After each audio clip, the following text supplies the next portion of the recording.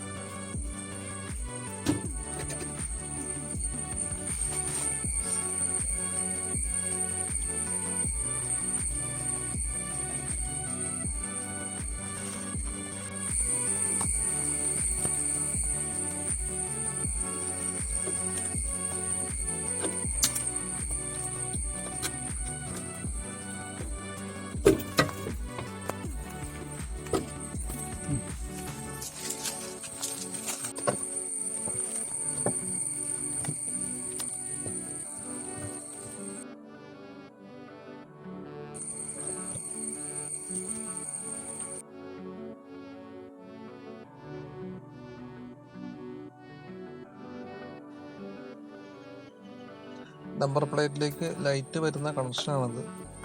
അത് മാറ്റാം.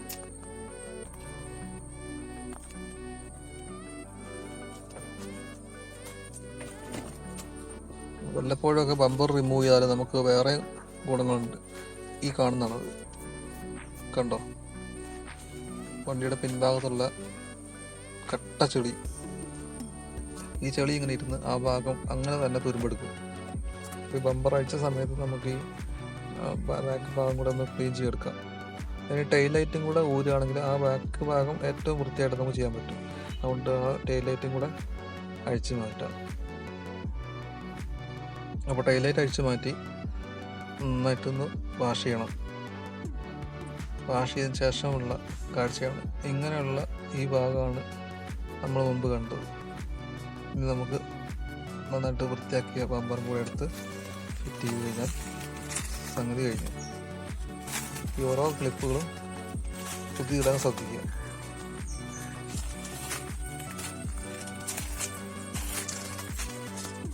അപ്പം ഇങ്ങനെ നമ്മൾ ഇടയ്ക്കൊക്കെ ഒന്ന് ബമ്പർ റിമൂവ് ചെയ്തിട്ട് ആ ഭാഗം ഒന്ന് വൃത്തിയാക്കിയ വണ്ടിക്ക് നല്ല ലൈഫ് കിട്ടും. അപ്പോൾ എല്ലാവർക്കും വീഡിയോ ഉപകാരപ്രദമാവും എന്ന് വിശ്വസിക്കുന്നു. ചാനൽ സബ്സ്ക്രൈബ് ചെയ്യാത്തവർ സബ്സ്ക്രൈബ് സപ്പോർട്ട് ചെയ്യണേ. എല്ലാവർക്കും നന്ദി.